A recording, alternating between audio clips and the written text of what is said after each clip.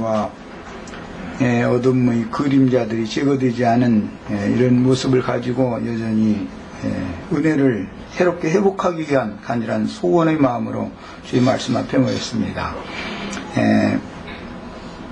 세상사의 모든 잡다한 일들, 여러가지 많은 문제들 때문에 모두가 다 마음이 무뎌진 상태에 있는 것 주님 다 불쌍히 여기시길 바랍니다.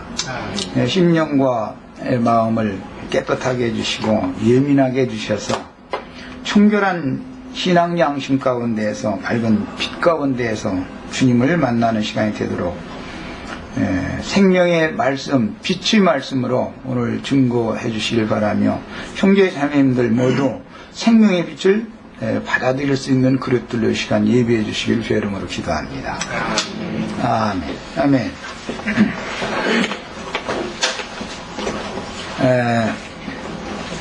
동일하게 계시록 1장 중점 말씀을 나누는데 오늘은 계시록 1장 3절 먼저 읽습니다. 성경을 몇 절 읽고 시작하겠습니다. 이 예언의 말씀을 읽는 자와 듣는 자와 그 가운데 기록한 것을 지키는 자는 곧 있나니 때가 가까우니라. 지금 계속해서 그 때에 대해서 말씀을 초점을 맞춰 나누고 있는 중입니다. 11장 17절로 18절 읽겠습니다. 계시록에서 읽는 겁니다.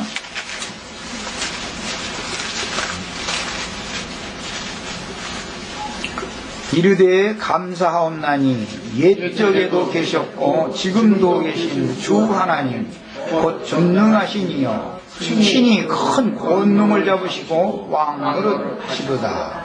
이방들이 분노하며 주의 진노가 내려 죽은 자를 심판하시며 종선지자들과 성도들과 또 작은 자든지 큰 자든지 주의 이름을 경외하는 자들에게 상 주시며 또 땅을 망하게 하는 자들을 멸망시키실 때로소이다 하더라. 여기는 중요한 말씀이 나왔습니다. 때가 가깝다 그랬는데 그럼 그 때라는 게 뭘 하는 때냐? 죽은 자를 심판하시며 종선자들과 성도들과 또 작은 자든지 큰 자든지 주의 이름을 경외하는 자들에게, 그 다음에 상 주시고 땅을 망하게 하는 자들은 멸망시키실 때, 그 때가 가깝다 그 말이에요. 22장 10절에서 읽겠습니다.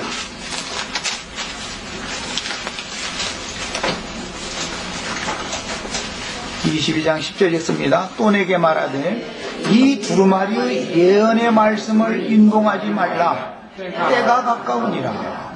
불의를 행하는 자는 그대로 불의를 행하고 더러운 자는 그대로 더럽고 의로운 자는 그대로 의를 행하고 거룩한 자는 그대로 거룩하게 하라 했습니다. 20절 21절 마무리절 읽겠습니다. 이것들을 증언하시니가 이르시되 내가 진실로 속히 오리라 하시거늘 아멘. 주 예수여 오시옵소서. 주 예수의 은혜가 모든 자들에게 있을지어다. 아멘. 모든 자들은 성도들에게입니다. 원문대로 직역을 하자면, 자, 오늘 우리 형제 자매님들 모두에게 주 예수의 은혜가 있기를 바랍니다.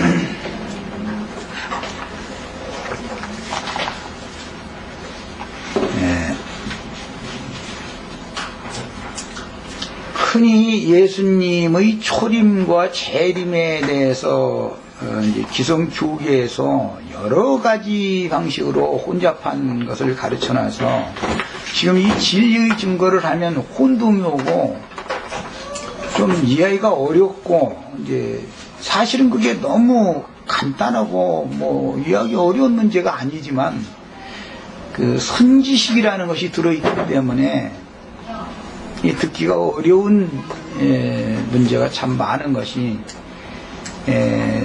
초림, 재림, 특히 이제 재림신앙이라고 흔히들 말하는데 재림에 관한 내용입니다. 기본적으로 초림하면 독생자 예수가 구속을 위하여 오셨던 것을 말하는 거고, 재림이라고 말하면은 부활 승천하셨다가 그 영으로 오셔서 구원할 자를 마지막까지 구원하신 상태를 재림이라고 그럽니다. 주님이 오시면 구원 위주로 먼저 목적이 구원을 하러 오는 겁니다. 구원을 아무리 주려고 해도 받아들이지 않으면 심판하는 거예요. 주님이 오심이라는 것은 늘 이 두 가지가 있어요.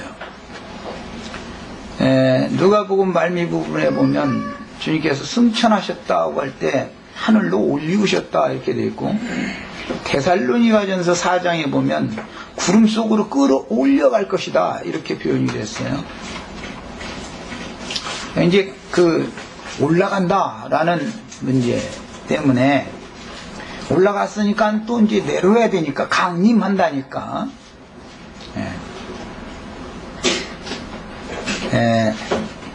끌어올려라고 표현된 그 부분은 영문 성경에는 그 여러 번 소개해드렸지만 스네치드업이라고 용어가 번역이 돼서 그 낚시 바늘에 고기가 탁 물면 탁 닦아 채는 거, 그런 상태를 말하는 거예요.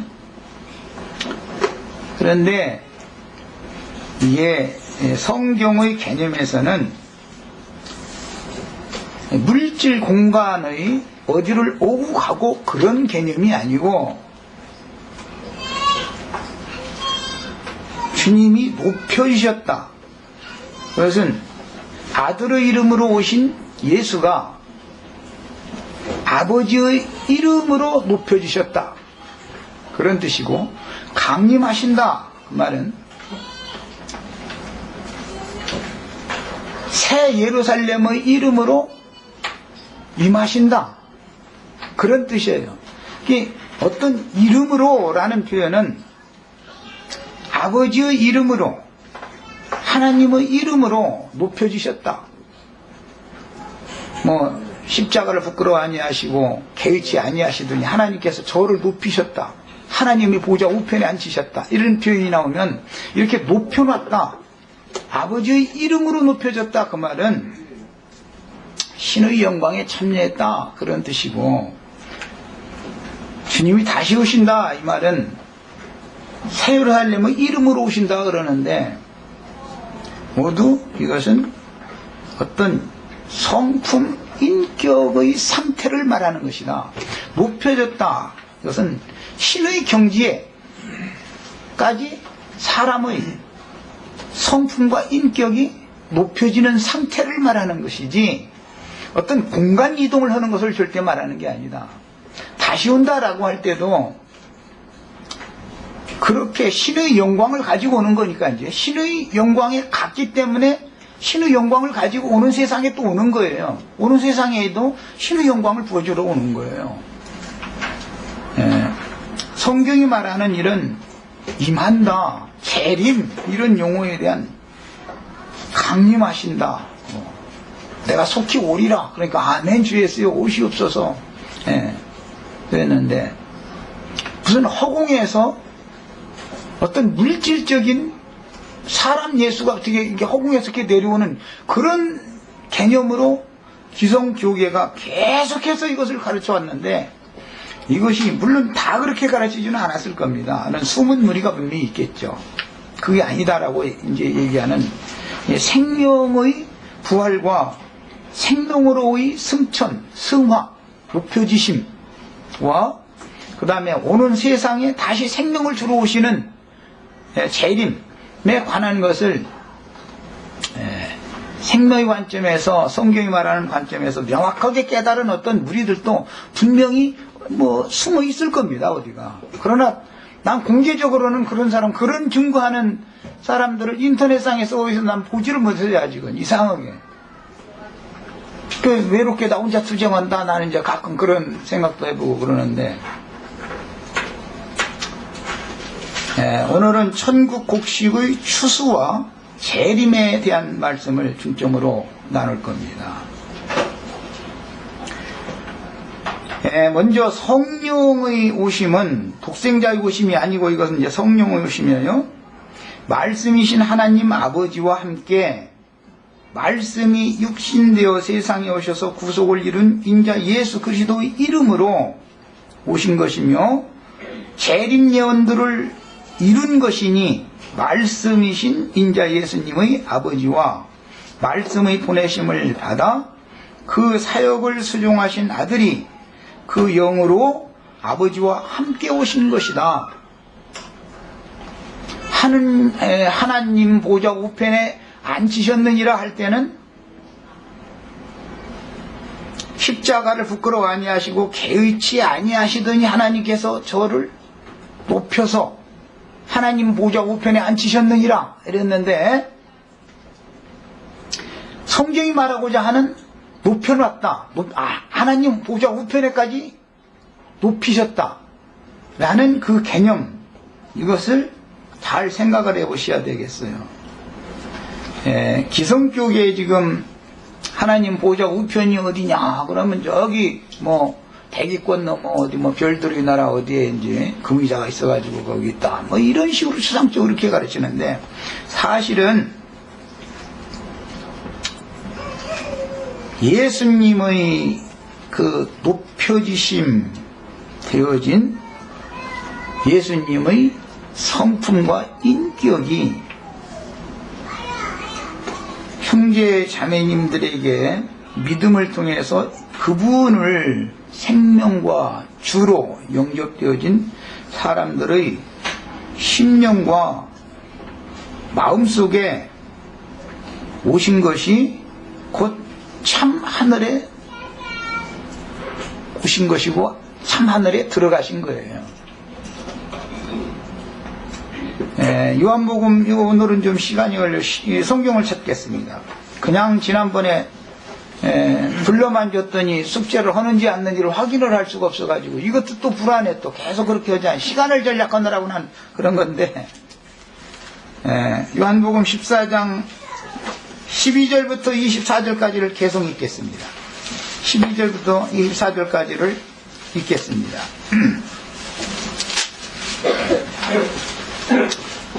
내가 진실로 진실로 너희에게 이르노니 나를 믿는 자는이에요.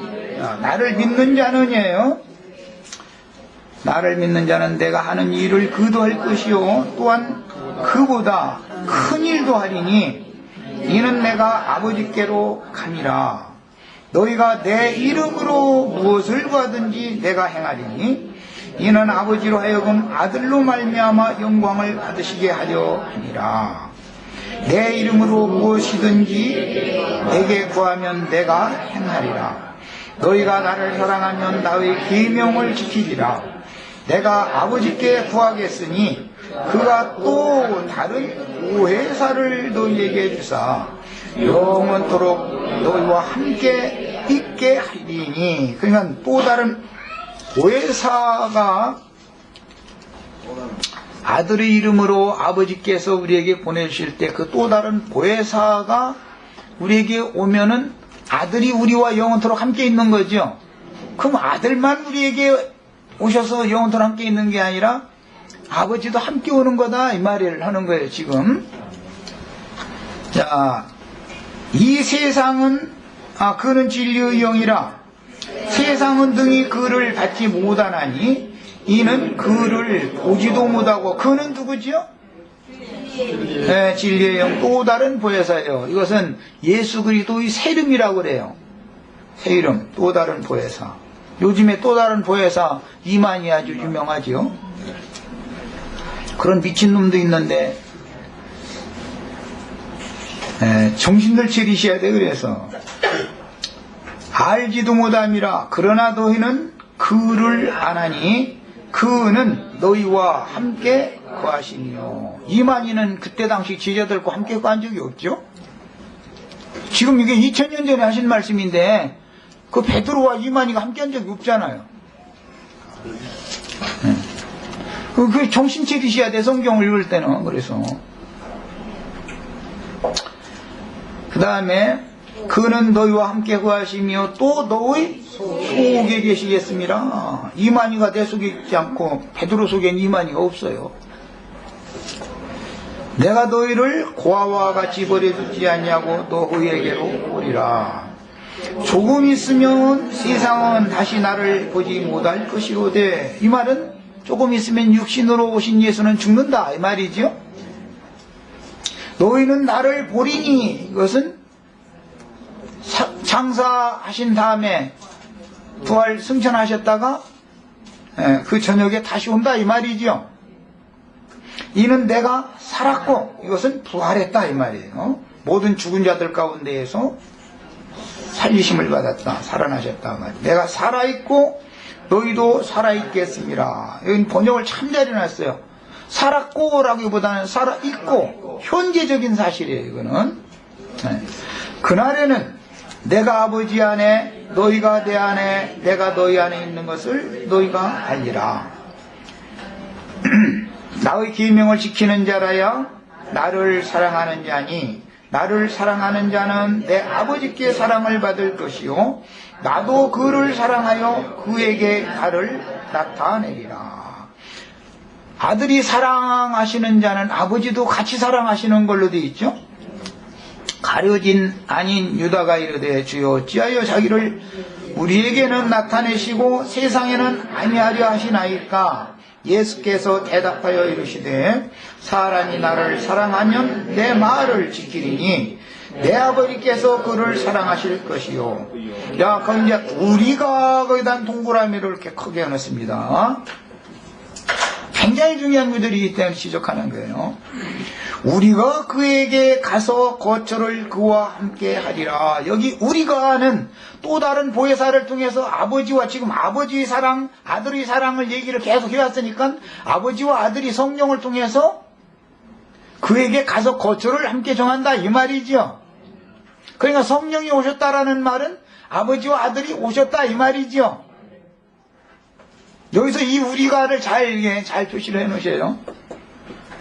우리가 그에게 가서 거처를 그와 함께 하리라. 나를 사랑하지 아니하는 자는 내 말을 지키지 아니하나니 너희가 듣는 말은 내 말이 아니요 나를 보내신 아버지의 말씀이다. 그러니까 지금 아들이 하는 말은 아버지와 함께 하는 말씀이죠.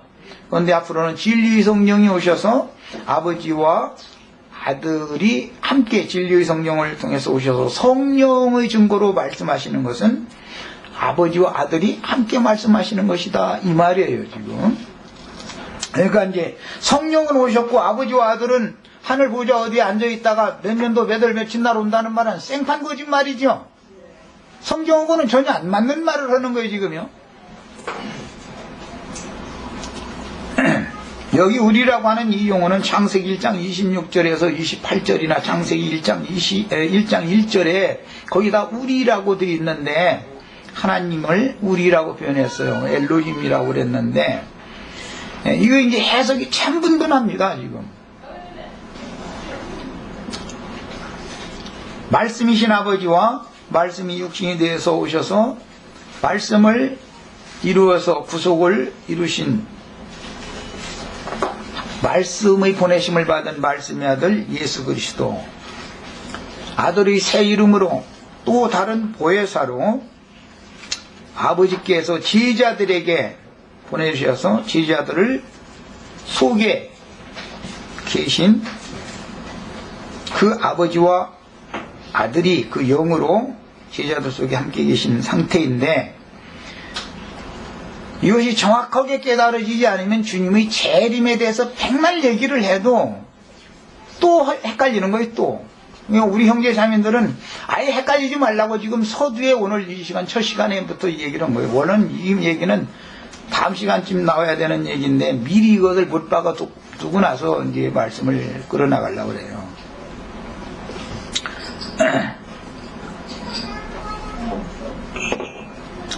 제자들에게 이렇게 성령을 통해서 아들과 아버지가 임하셔가지고 제자들을 통해서 복음이 전파되는데, 복음의 내용의 실제는 뭐예요?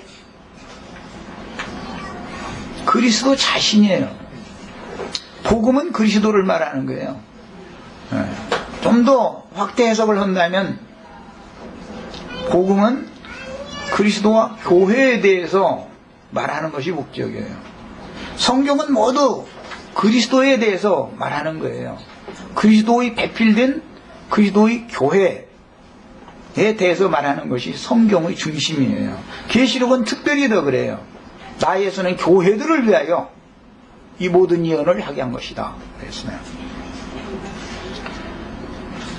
그래서 그 영을 통해서 오신 아버지와 아들이 제자들에게 임하여 제자들을 통해서 증거된 것은 성령의 증거로 증거하는 것이지 사람의 말이 아니었다 이 말이에요. 이것이 믿어주셔야 되겠어요. 그러니까 제자들에게는 이미 주님이 재림을 하셨고 세상은 저를 보지도 못하고 받지도 못한다 그랬으니까 아직까지도 지금 예수님이 재림하지 않았다고 자꾸 가르치는 사람들은 세상이죠. 그럼 그리스도인들이 아니단 말이에요. 이렇게 분별하는 거예요. 계시록이라는 것은 우선 분별부터 하는 거예요. 알곡과 가라지를 분별해요. 알곡과 그 다음에 쭉쟁이를 또 분별해요. 자꾸 분별하는 것이 계시록의 목적이에요. 제자들을 통해서 전파된 복음을 통해서 매 세대의 믿는 이들에게, 매 세대라고 말씀드렸어요. 믿는 이들에게 그리스도께서 그 영으로 아버지의 말씀과 함께 임하여 교회로 모아서 교회 생활을 통해서 양육하심으로 하나님께로 인도하시며, 이 말은 주님께서 십자가를 부끄러워 아니하시고 개의치 아니하시더니 아버지께서 저를 높여서 하나님 보좌 우편에 앉힌 것과 같이 우리 형제 자매님들도 그 지경까지 제대로 양육하는 거예요. 높여놓는 거예요. 하나님의 영광에 이르게 하는 거예요. 교회 생활을 통해서 양육하심으로 하나님께로 인도하여 추수하여 데려가심으로 하나님께로 매번 양육을 통해서 인도해 가시는 중이고 몸의 구속을 통해서는 데려가시는 거예요. 아버지만 아시는 충만한 수를 채우고 계신 이 기간을 은혜의 때다 또는 교회 시대다 이렇게 표현을 해요. 주님이 매 세대에 임하시고 양육하시고 추수하시는 활동을 하실 때는 반드시 수종드는 천사들과 함께 운행하시며 충만한 수가 차서 교회 시대를 마감하고 오는 새 세상인 천년 왕국을 시작하시러 다시 오실 때는 부활의 아들이요 하나님의 아들들인 몸의 구속을 받아서 주의 품에 데려가신 성도들과 함께 오십니다. 주님이 소림 때는 구약시대의 모든 이기는 자들 아브라함의 품에 들어가서 자기 세대를 살다가 아브라함의 품에 들어가서 인자의 때 볼 것을 고대하던 자들 그들을 일으켜서 그들을 위하여 예비하신 한 성에 데리고 올라가셨고 그 성이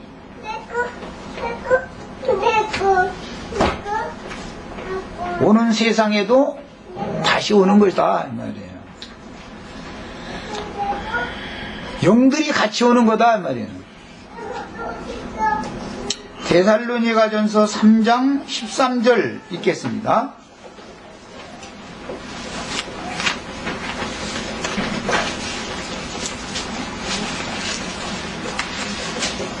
아마 우리 형제 자매님들이 나처럼 이렇게 담대하게 이런 것을 공개하고 증거하면 당연히 박해가 오게 돼 있어요.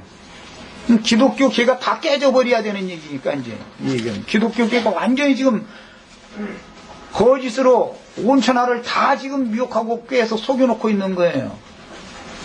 이 거대한 기독교를 상대로 싸운다는 것은 이것은 생명을 내놓지 않으면 안 되는 거예요. 이건 이미 다 각오가 다 돼 있으셔야 돼요. 이게 어떤 분들은 두려워하면 나를 잘못 만난 것이고 영광으로 생각하시면 나를 잘 만난 거예요. 말하자면 이렇게 생각하시면 되겠어요. 3장 13절 읽습니다. 너희 마음을 굳건하게 하시고 우리 주 예수께서 그의 모든 성도와 함께 강림하실 때 그랬습니다. 이건 내가 하는 말이 아니에요. 성경에 우리 주 예수가 다시 오실 때는 그의 모든 성도와 함께 강림하신다 이렇게 되어 있어요. 성경이 분명히 있는 말을 난 지금 한 거예요. 그 다음에는 4장을 또 읽겠습니다. 14절 읽습니다. 우리가 예수께서 죽으셨다가 다시 살아나심을 믿을진대 이와 같이 예수 안에서 자는 자들도 하나님이 그와 함께 데리고 오시리라. 예수 안에서 자는 자들을 하나님이 예수와 함께 데리고 오실 것이다 이렇게 돼 있어요. 구름 타고 예수님이 혼자 이렇게 천사 나팔 부는 천사 앞세워서 이렇게 혼자 허공에 떨어지는 얘기가 절대 아니에요. 성경을 믿어야죠. 세상 사람들이 어떤 말도 같지는 허황된 그런 잘못된 가르침을 그걸 붙들고 있으면 안 되는 거죠. 현세에서 주님이 구속하신 성도들로 세우신 교회에 함께 계신다는 뜻은 앞서 가신 구약시대에 자기 세대를 살다가 믿음을 지키고 이육신의 장막을 벗고는 음부의 아브라함의 품에 데려가심을 받은 믿음의 증인들을 위하여 예비하신 하나님의 낙원인 한 성으로 인도하셨으므로 주님이 부활승천하신 것은 예수님이 혼자 부활승천한 게 아닙니다. 아브라함의 품에 있던 모든 구약시대의 성도들을 함께 일으켜서 죽은 자들 가운데 함께 일으켜서 함께 하늘에 오르셨어요. 그런데 하늘 허공 어디로 간 것이 아니라 그 믿음의 증인들을 위하여 저희 주님께서 하늘에 예비해 놓으신 한 성이 있었는데 그 성으로 데리고 가셨어요.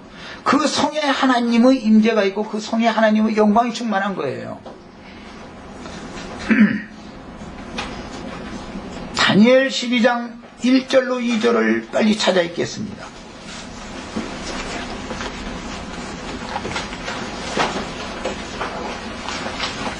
다니엘 12장 1절로 2절 여러 번을 내가 지금 인용하는데 또 인용을 하는 거예요.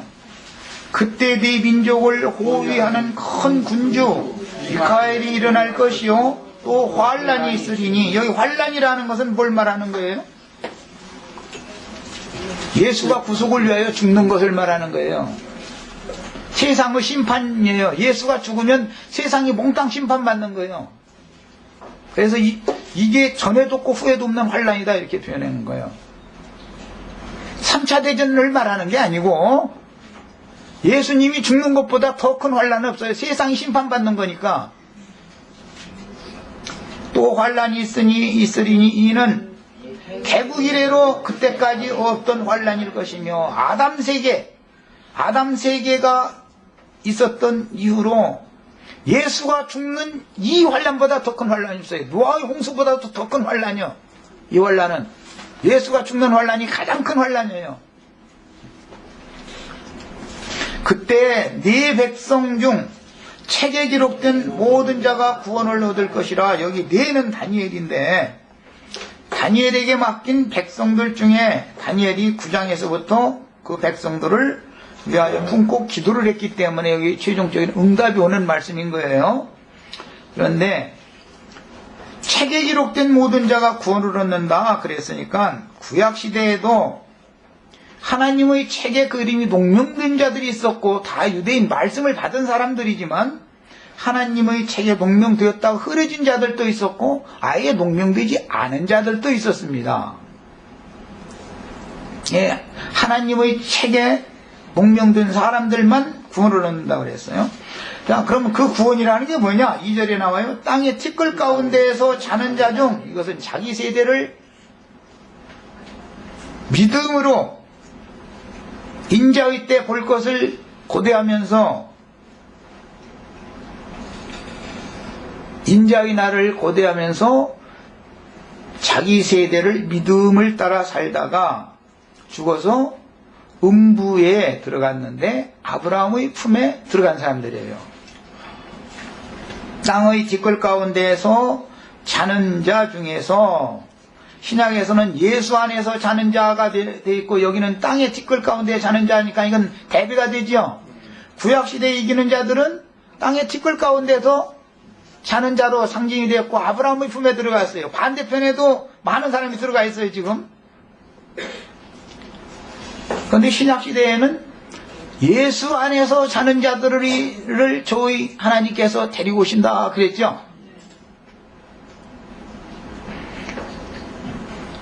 자는 자 중에 많은 사람이 깨어나 영생을 받는 자도 있겠고, 이 깨어나라는 것은 예수의 부활에 함께 동참됐다 말이에요. 수치를 당하여 무궁히 부끄러움을 당할 자도 있을 것이며, 수치를 당하여 무궁히 부끄러움을 당할 자들이 그러면 안 믿은 사람들이냐? 그게 아니고 모세의 제자를 자처해가면서 누가복음 16장의 말씀대로는 땅에서 부자와 그 형제들이죠. 그런 신앙생활을, 잘못된 신앙생활을 하던 사람들은 부활의 날이 임했음에도, 즉 그들이 그처럼 고대하고 믿던, 그렇게 바라던 그날이 임했음에도 불구하고 깨어나서 영생에 들어가지 못하는 것이 부끄러운 일이다 이 말이에요. 이것이 신약시대의 예를 들어서 주의 재림입니다. 이제 흔히 이렇게 말하는 그때 마찬가지로 참 최선을 다해서 신앙생활 평생을 다했는데, 어떤 사람은 주님과 함께 내려오는데, 주님과, 주님 신약의 용어로는 적기, 주님께 붙은 자요, 이렇게 표현했는데, 함께 내려오는데, 자기들은 땅에서 엉뚱한 예수만 기다리고 있다가, 하나님께서 하늘문을 잠깐 열어서 턱 깨닫게 하고 보니까, 아차, 내가 지금 여태까지 믿은 것이 헛믿었다 그러면 수치당하는 거죠. 사람은 생명의 부활에 참여하지 못한다, 이제 그런 뜻이에요. 저 녀석은 지나갈 때랑 조용히 가 이놈아. 네, 마태복음 27장 51절로 53절을 더 읽겠습니다. 이 다니엘의 예언을 신약에서 이루는 거예요. 다니엘 보고는 마지막 때까지 봉함해둬라 그랬는데, 계시록에서는 때가 가까우니까 봉함하지 말라 이렇게 돼 있죠. 27장 51절로 53절 읽습니다. 성소 휘장 위로부터 아래까지 찢어져 둘이 되고 땅이 진동하며 바위가 터지며 무덤들이 열리며 작은 성도의 몸이 많이 일어나되, 이건 다니엘에서 예언된 바죠.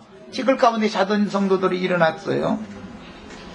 예수의 부활 후에 그들이 무덤에서 나와서 거룩한 성에 들어가 많은 사람에게 보이니라. 이 거룩한 성이 믿음의 모든 증인들을 위하여 저희 주께서 예비하신, 신이 경영하시고 지으실 터가 있는 한 성을 예비하셨다 그랬는데, 위에 있는 예루살렘이죠. 거룩한 성 새 예루살렘이라는 거예요. 히브리서 11장에 나오는 말씀을 우선 서술적으로 인용을 해드렸어요.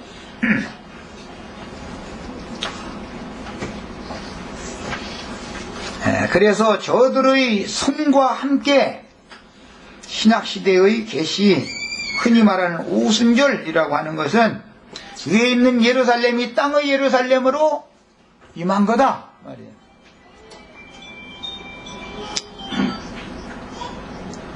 사도행전 2장에 나오는 오순절이라고 하는 것은 이미 위에 있는 예루살렘에 들어간 구약시대의 모든 선진들의 영들과 구름과 같이 허다한 증인들과 함께 주님이 예루살렘으로, 땅의 예루살렘으로 오신 거다 그 말이에요.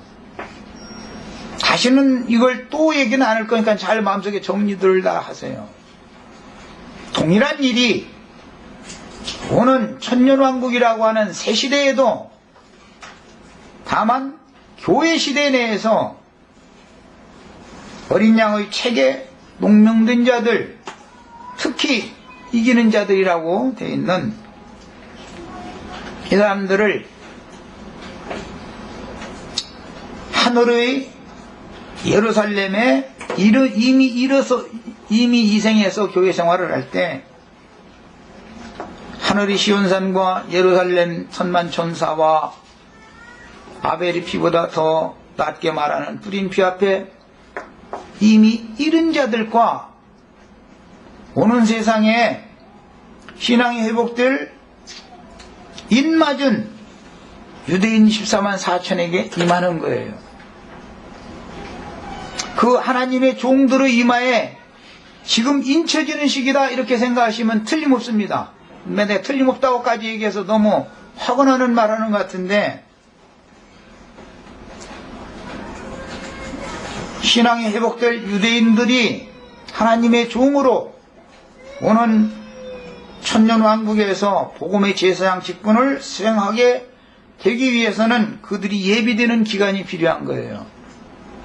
그래서 이런 나팔이 부러진다라고 하는 것은 그 영이 그들에게, 누군가는 누군가에게 임하는 거예요. 제자들에게는 비밀리에 임했고 세상은 저를 보지도 못하고 받지도 못했던 것과 같은 일이 지금은 반대로 이방 시대가 끝났고 유대인의 때로 지금 전환되고 있는 중이다 이 말이에요.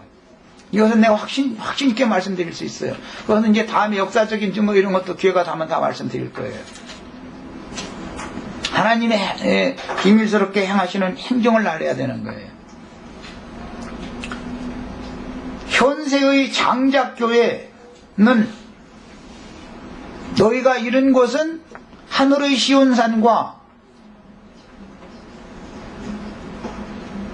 하늘에 기록한 장자들의 교회와 천만천사와 아벨의 뷰보다 더 낮게 말하는 뿌린 핀이라 그랬어요. 거기에 현재 잃은 자들이 있고 앞으로 거기를 가려고 그렇게 애쓰는 사람들이 있어요. 인간이 애쓰면 절대 못 가요. 인간이 애쓰는 건 전부 종교예요. 우리가 예수 그리스도를 복음을 믿을 때 구속 죄와 허물들을 사면받고 나서 예수와 함께 어디 앉혀졌어요? 이미 하늘에 있죠. 예수님이 하늘에서 내려온 자 곧 하늘에 있는 인자 외에는 하늘에 올라간 자가 없느니라 그랬는데, 오늘 우리 형제 자매님들 어떤 사람들 만나면 다 하늘에 올라갔어 이러세요. 그러면 이제 완전히 이단 나온 거죠. 미친놈이고. 바울 사도만 셋째 하늘로 올라간 게 아니라 요한 사도만 하늘 보좌에 올라가는 게 아니라 누구나 다 성령과 연합된 영의 나의 자아가, 나의 혼생명이 영에 있으면 나는 하늘에 있는 사람인 것이 이것이 꼭 깨달아지셔야 되겠어요.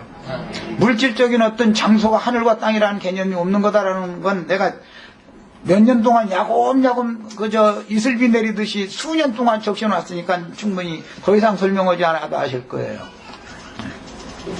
여기서 달 쳐다보면 달이 하늘에 떠 있고, 하늘에서 달에서 여기 지구 쳐다보면 지구가 하늘에 떠 있어요. 어디가 하늘이에요? 그럼 물질적인 하늘만 해도 말이에요. 저기서 저기 보면 저기가 하늘, 저기서 여기 보면 여기가 하늘인데, 그 물질적인 하늘 관념을 버리라 이거예요. 물질 세계에 관한 관념을 버리라 이거예요. 영적 세계를 말하는 거다. 새로운 피조물로 새로 창조되는 건 뭐예요? 새 심령을 지어놓는 걸 말하는 거예요. 이게 새로운 피조물이라고 그래요. 새로운 피조물이 되지 않은 사람은 하늘에 앉혀질 수가 없는 거예요.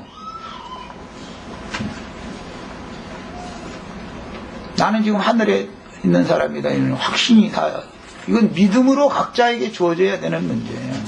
나만큼 확실해야 돼요, 우리 형제자매님들. 난 세상 없는 사람이라고 해도 나는 오늘 지금 당장 죽어도 난 너무 분명하다.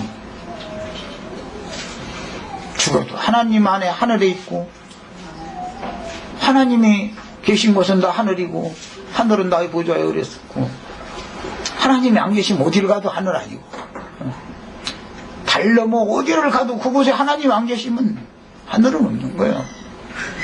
하나님은 사랑이시라 그러고 하나님은 빛이라 그러는데, 달 넘어 어디를 가야 사랑이 있고 달 넘어 어디를 가야 빛이 있는 게 아닙니다.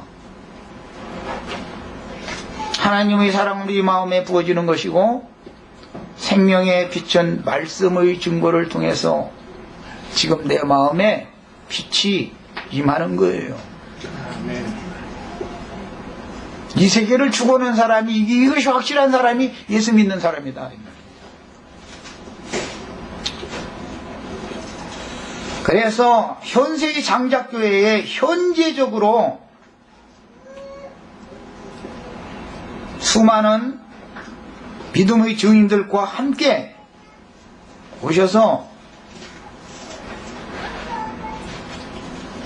장작교회에 함께 계실 뿐 아니라 허다한 증인들과 함께 온 지구상의 모든 교회들을 현재 운행하시며 돌보고 계시는데, 어떤 교회는 버리고 교회 중에 어떤 자들만 빼낸다. 이것을 누가 하느냐?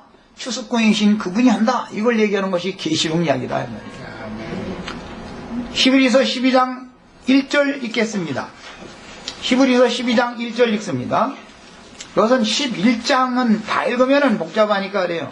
그건 믿음의 증인들에 대해서 11장에, 믿음은 바라는 것들의 실상이요 보지 못하는 것들의 증거니 믿는 자들에게는 반드시 상 주시는 것도 믿어야 된다. 그런데 상을 받는다는 게 뭐냐?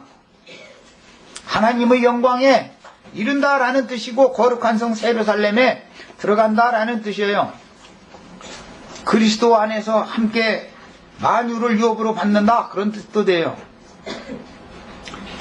믿음의 증인들에 대한 이야기가 11장에 계속 증거가 되고 나서 12장 1절에 이러므로 우리에게 구름과 같이 둘러싼 허다한 증인들이 있으니, 11장에 나오는 모든 구름과 같이 둘러싼 허다한 믿음의 증인들이 오늘 현세의 우리에게 함께 있는 사실이 꼭 믿어져야 되겠어요. 우리에게 함께 계신 사실이 믿어지셔야 되겠어요. 이게 안 믿어지면은 몇월 며칠 날 예수님이 구름 타고 허공에서 내려온다고 자꾸 이 생각을 버리질 못하니까는 소리예요. 히브리서 12장 22절로 24절 읽겠습니다. 성경 읽고 마치겠습니다. 잠시 쉬었다가 이어서 하겠습니다. 그러나 너희가 이룬 것은 시온산과, 여기는 이를 곳이요 이른 곳이요, 분명하게 하셔야 되겠어요.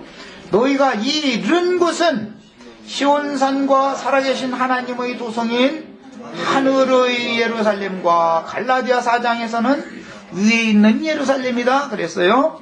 하늘의 예루살렘과 천만 전사와 하늘에 기록된 장자들의 모임과 교회와, 장자들의 모임인 교회와, 만민의 심판자이신 하나님과 및 온전케 된 의인의 영들과 새 언약의 중보자이신 예수와 및 아벨의 피보다 더 나은 것을 말하는 뿌린 피니라. 이 앞에 우리가 지금 현재 이르러 있어야 되겠어요. 우린 다 하늘의 예루살렘에 이미 이르러 있어야 되겠어요. 앞으로 죽은 다음에 어디로 뿅 하고 올라갈 그런 꿈 꾸시면 그건 절대로 안 되는 거예요. 그런 일은 있지도 않은 거고. 계시록 1장 20절로 2장 1절 2절 읽고 마치겠습니다. 잠깐 쉬었다 하겠습니다. 그리고 계시록 1장 20절, 네가 본 것은 내 오른손의 7 별의 비밀과 또 일곱 금촛대라. 일곱 별은 일곱 교회의 사자요, 일곱 촛대는 일곱 교회니라. 에베소 교회의 사자에게 편지하라. 오른손에 있는 일곱 별을 붙잡고 일곱 금촛대 사이를 거니시는 이가 이르시되. 이렇게 나왔습니다. 자, 주님께서 지금 온 땅에 사도들을 통해서 교회를 세우게 하셨고, 일곱 교회의 사자들을 오른손에 붙들고 일곱 교회의 사자들과 함께 온 땅에 있는 일곱 교회를 지금 거니시는 중이다. 이렇게 얘기하게 됐어요. 여기까지 잠깐 읽고 잠깐 쉬었다가 이어서 하겠습니다. 잠깐 쉬었다.